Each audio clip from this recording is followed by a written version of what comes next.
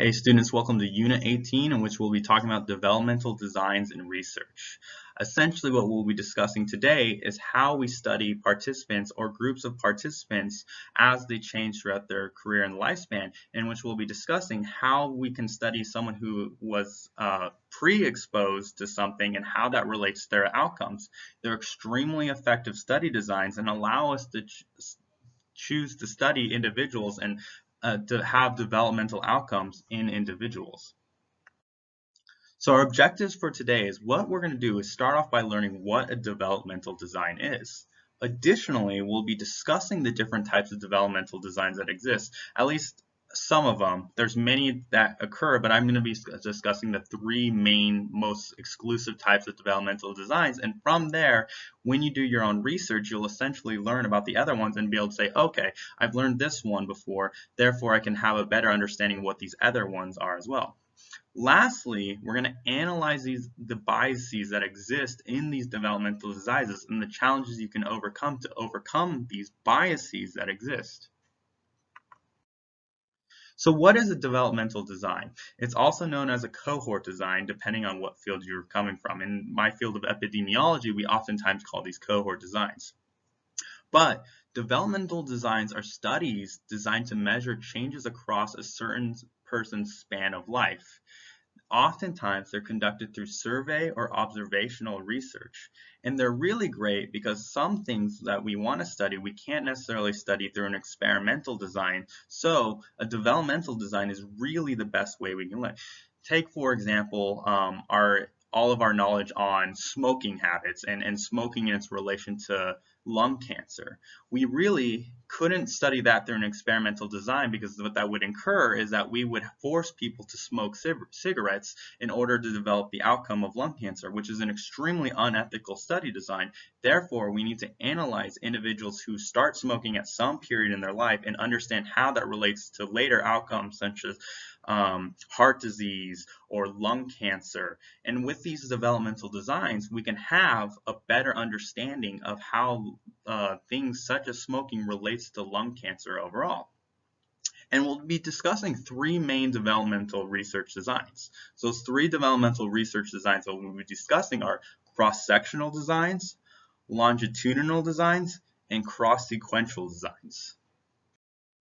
Overall, there's a lot of advantages and disadvantages to developmental designs. However, I'm going to be focusing a lot on the advantages to start off here because they're extremely necessary for certain studies, like I was talking about with, like, for example, the exposure of cigarette smoking to lung cancer.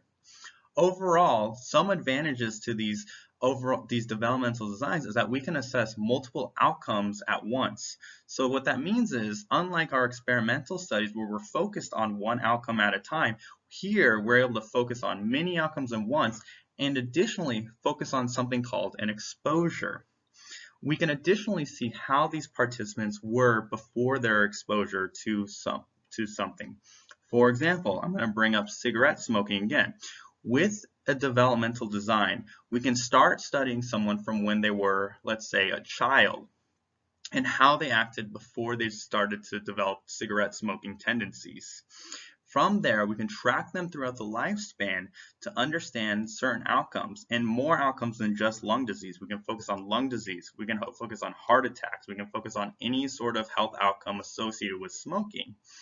And therefore, because of that, we can look back in time and progress forward to understand how these exposures actually are related to the outcome.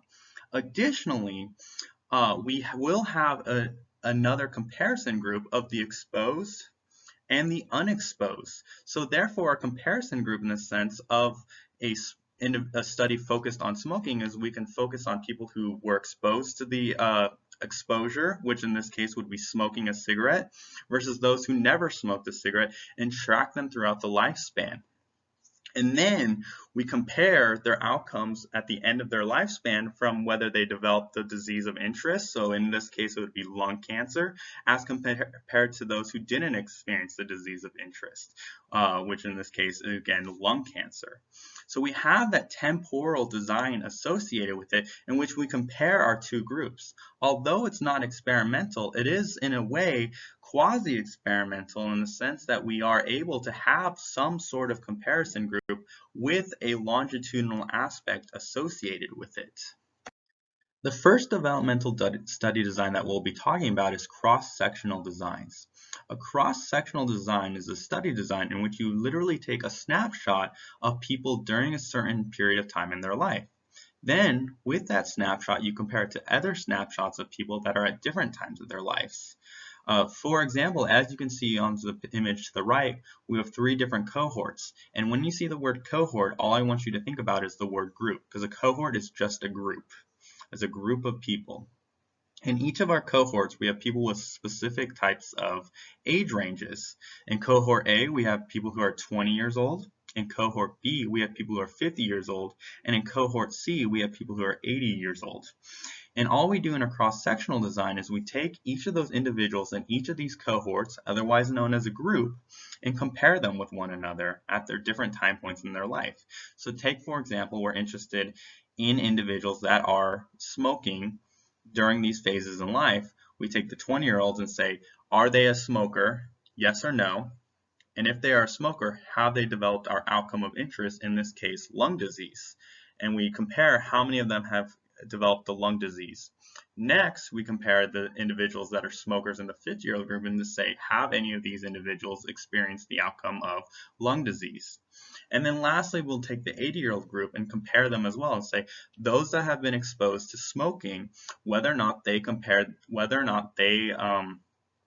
developed the lung disease as well. And from here, we get a snapshot and say, at what point will lung disease, if lung disease occurs in individuals, among smokers? So essentially what you're doing is it's something called a pseudo-longitudinal design, in which we're trying to compare different people from different age ranges to understand when they will develop some sort of outcome or when they will develop the outcome of interest given the exposure. In this case, the exposure, which you can think of in a way as a predictor variable, but we call it exposures because there's a certain time point that they develop this exposure of interest that we're interested within longitudinal designs. Within developmental designs. So we compare those groups with each other, these different cohorts, and take an understanding of when the outcome of interest may occur. So as you can see, a huge advantage of this study design is that we're able to see when the outcome of interest actually occurred, rather whether or not it occurred in general. So that's really the main part of this cross-sectional design. An advantage of this is that of the other study designs that you'll be seeing later, this is the easiest study design to conduct. Think about it. All we're doing is throwing out surveys to people at one part of the time of their life or getting some sort of outcome from individuals at one time of their life. We don't need to track them at any point, but there are other disadvantages associated with it as well. One of the disadvantages that are associated with this is something called cohort effects. Essentially, what this is saying is that when we compare different age ranges with each other, there's the understanding that each of these age ranges didn't experience all of the same life things. For example, there are many life events. Individuals who are much older may have experienced many different things that happened in the United States, such as wars. They didn't get the exposure to anti-cigarette ads before, so therefore, the 20-year-olds have a different life experience than 80-year-olds, and we can't capture that difference from these cross-sectional designs. So with these cross-sectional designs, you oftentimes have to be wary of whether or not these results are just a difference between the groups or an actual something that happened because of the age gap that occurred between them. So it's something just to keep in mind with cross-sectional designs. And as you'll see when we go further into different types of study designs, especially with the next two that I'm going to tell you, these cohort effects actually deem to exist, and we don't have to worry about them nearly as much. Speaking of which, we can now talk about longitudinal designs. In a longitudinal design, what we are doing is tracking the same participants across different parts in time. So if you remember, previously we were comparing 20-year-olds to 50-year-olds to 80-year-olds. Now we're comparing the same 20-year-old to themselves when they're 50 years old, and then comparing them to themselves again when they're 80 years old. The great thing about this is that the comparison group that we have with them is actually themselves. So that takes away and eliminates many of these confounds. Remember that word we learned about confounding before, in which is a variable where something is associated with the predictor and the outcome? Here, we eliminated many confounds associated with this because the person of interest is the same person of interest that we've been tracking over time. So it's a very strong study design, in which case we're able to track the same participant over time. And because of this, we're allowed as researchers to see the change in the participant across the time point. So if person A started smoking at 20 years old, we'll see that they started smoking cigarettes at 20 years old, see if they developed the outcome of interest at 50 years old, and if they developed it then or not developed it, whatever, either way it works, then we track them again, say, did they develop the outcome of interest at 80 years old? So this is really great, and it's a very powerful study design in which we can actually examine change with people over time. And this additionally gets rid of those cohort effects because you know that these same individuals had the same life experiences across all time points. However, we have several disadvantages that are associated with this study design as well. The first one being attrition. Attrition is essentially the idea that we will have participants drop out of this study as we progress throughout the study. Additionally, we have something called selective attrition, which is even scarier. This is where particular groups of people with particular characteristics will drop out of your study, causing lots of bias in your study. And I'm going to discuss attrition and selective attrition a little bit later in the slides. Additionally, these are very expensive to carry out. You need to go and you need to track every single participant that you had starting at age 20 years old. Sometimes it's even when they're born, an individual at age 0, and track these individuals many times as well. Additionally, we need to provide incentives to these individuals so that they'll continue carrying out with these studies as well. Additionally, they take a long time to carry out. We won't know the results of this study for maybe 100 years because we're tracking these individuals in real time. However, that's the beauty of it. Unlike many other like pre-test, post-test designs, we don't have this very long-term outcome associated with it where we can see how individuals changed over time. So that's the beauty of longitudinal designs, is that we can view the changes in participants across time points. Next, of the developmental study designs, I give you the strongest study design, which is known as the cross-sequential design. This is essentially a mix between longitudinal and cross-sectional designs. It's a great study design, very hard to carry out though. There's not many research designs often that carry this out because it's a lot of work. There are a few archival data sets that are representative out there that will have this, but just know that these are very hard to carry out overall.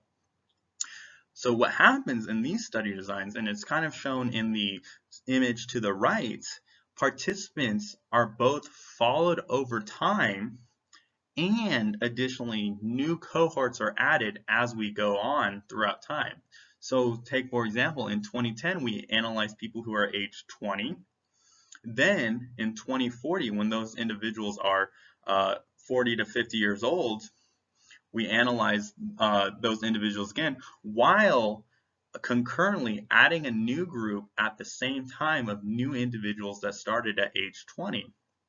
Then lastly, 30 years from there, when those participants are 80 years old and the cohort B is 50 years old, we add in another group of people to analyze these individuals. The great thing about this is that we can actually analyze cohort effects. So if there was some life-changing event that happened in the world between 2010 and 2040, take for example this pandemic, which is a life-changing event for many people in this world, we are able to understand the differences between the groups while analyzing how that group changed as a consequence of that event at the same exact time. So you can concurrently handle two different things at the same time. So our advantages to this cross-sequential design is that it combines elements from both cross-sectional and longitudinal designs, thus giving us the advantages of both of them while assessing for cohort effects that may exist. Additionally, though, we get the same disadvantages that we found in longitudinal designs, in which we can experience attrition, that's individuals dropping out from the study, or selective attrition, in which participants with certain characteristics drop out from the study. And additionally, another disadvantage of this is that they're very expensive to carry out. It's very hard to recruit a lot of participants that you can both follow in time and then both concurrently recruit new participants at the same time. But that's not an excuse not to carry it out all the time, because it's a very, very effective and very, very powerful study design that we can utilize. I wanted to bring this up about our developmental designs again, is that developmental designs are not experimental. So our ability to imply causation is a little bit unjustified because they're experimental. However, in the later slides, I will talk a little bit more about how we can talk about implying causation based on the study design, the number of participants you have, and if they're representative of your population. But really, the beauty of these is that these are extremely powerful study designs.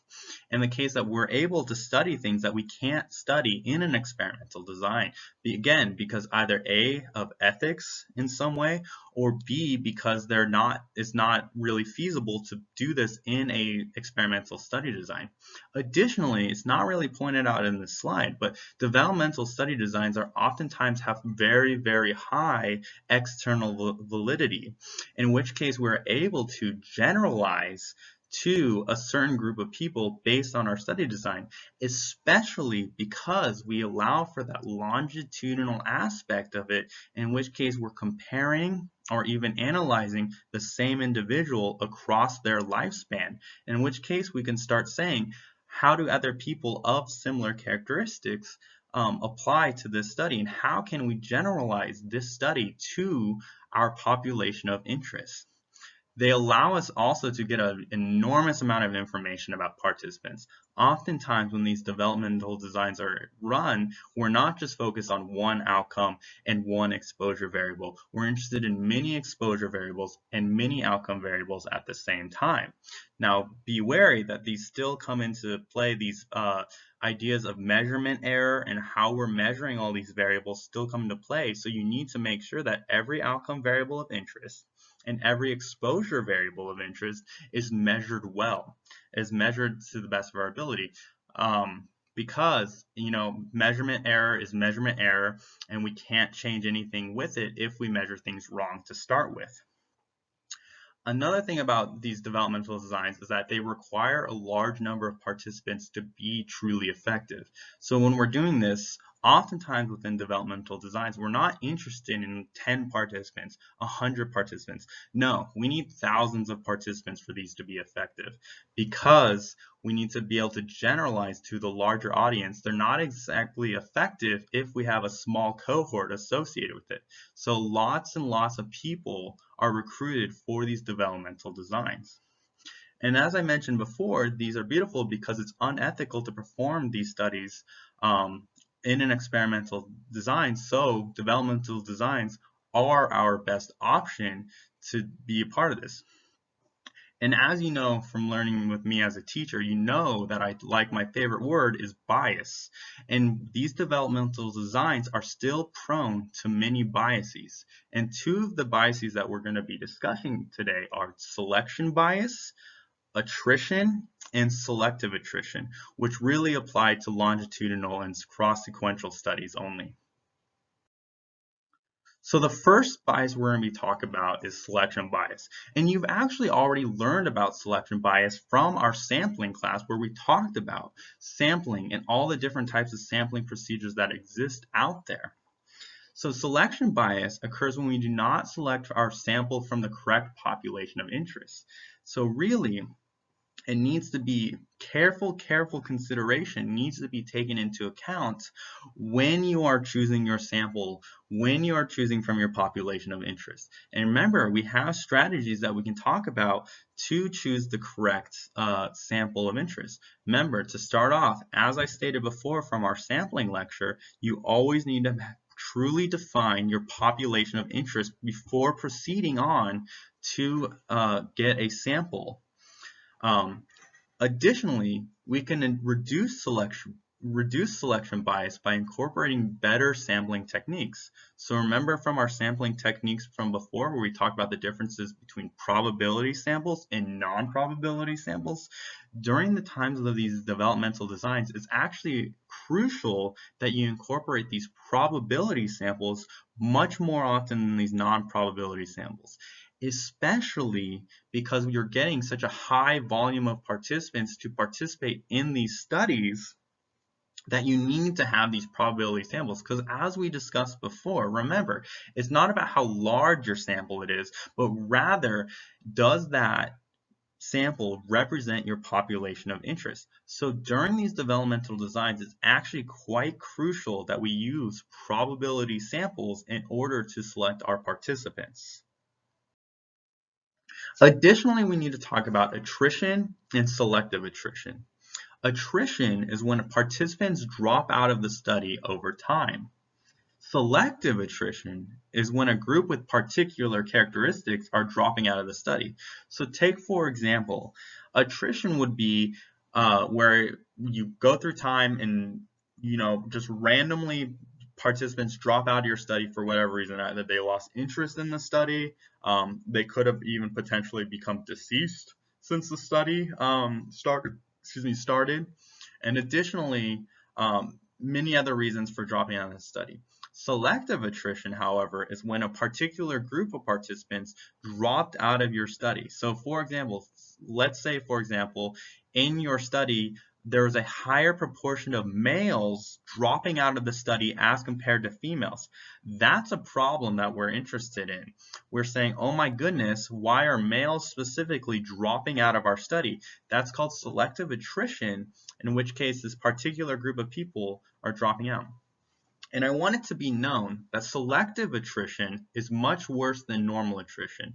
If participants are dropping out of your study randomly, there's lots less concern for biases as associated with you would get with selective attrition. Attrition oftentimes results in lowered sample sizes, which is bad. However, selective attrition results in extremely biased results, as well as also having your results in lowered sample size. When we have this selective attrition, what we're saying is we can't talk about a certain group of people because they particularly were dropping out of our study at a higher rate as compared to other individuals. So not only do we have the lowered sample size, we also have biased results because we cannot talk about certain groups of people, or when we're talking about it, our ability to generalize goes away. So I'd like to talk about developmental designs in general and their importance to scientific research and psychological research and how they exist already out in the world so that we can already start analyzing some of these longitudinal and cross-sequential designs that already exist out there. So as we learned previously about archival research, there's a lot of archival data sets out there already that associate, that have already conducted these developmental designs. One of them is MIDAS, which stands for Midlife in the United States, which is a national longitudinal study of American citizens across the United States, and additionally AdHealth, which is one that I've worked personally with, in which they have adolescents tracked throughout time so that you can analyze exposures and outcomes associated with adolescents in particular and see how they change through the course of the lifespan as they make their transition into adulthood. So although these are observational studies, they're oftentimes extremely powerful. The MIDAS and the AdHealth have extremely great sampling techniques that they've used in order to get samples of interest. Additionally, you can handle things like attrition and selective attrition from these developmental designs that already exist. These study designs have already taken into account all of these different attritions that might exist and somehow made it so that they're actually representative of the sample we're talking about. So, with a large representative sample, there are times that we can at least start talking about the potential for causation during these developmental designs. You have to be very kind of cautious with your words, but especially in the times when we can't ethically study something with an experimental design, we can use a cross-sequential design to start talking about why something might happen across someone's lifespan. And I can't get into all of the details as to why we're able to do this, but part of the reason is because we specifically recruited participants prior to an exposure happening, and then once the exposure happens, so for example, in this case of exposure, I say something like cigarette smoking, an individual starts smoking a cigarette, we can go on and see if they develop the outcome of lung cancer or heart disease or any other disease associated with smoking, and see how that compares. Additionally, we have that comparison group of those who were not exposed, those who chose throughout life to not start smoking a cigarette. We have a comparison group and say, of those individuals that did not smoke a cigarette, how many of them developed the outcome of lung cancer? I'm going to be something that happens is that even individuals who don't smoke cigarettes oftentimes will develop the disease of lung cancer. Or it's even possible for people who smoke their entire life to never develop the disease of cancer. So therefore, we're able to make this understanding with having a comparison group and the longitudinal outcomes. And we learned from previous studies that we need a comparison group, and having this longitudinal design makes for a really powerful study design in which we can start making talks about causation and why this is happening and how someone develops an outcome by comparing with the treatment group or the exposure group and the non-exposed groups. And with a well-done developmental design, such as the MIDAS study or the AdHealth, we can answer many research questions at once. All these research questions are extremely important. We can develop several hypotheses based on this that we test prior to running the design and assessing the outcomes. So they're extremely powerful and they're extremely useful in the world of scientific research. So in summary, developmental designs are an extremely effective research strategy to link our exposures and our outcomes. And remember, when I say the word exposure, think of the word predictor. However, the difference is that we assess individuals before they got the exposure of interest or the predictor of interest. So exposure is something that comes before the outcome. Additionally, these designs can be performed to analyze outcomes and exposures that we cannot analyze in an experimental study for ethical reasons or reasons that are beyond our control that we can't really understand through an experimental design. Although the experimental design is the ideal type of study design, we can't always study things through that. Therefore, we need to kind of go with our best bets and use these developmental designs, especially if it's a cross-sequential design or longitudinal design. And lastly, although many biases exist in developmental designs, two of the largest biases of concern are selection bias and attrition, and especially that of selective attrition. However, there are ways that we can control those biases to reduce it so that we become more secured in understanding of what led to our outcome of interest.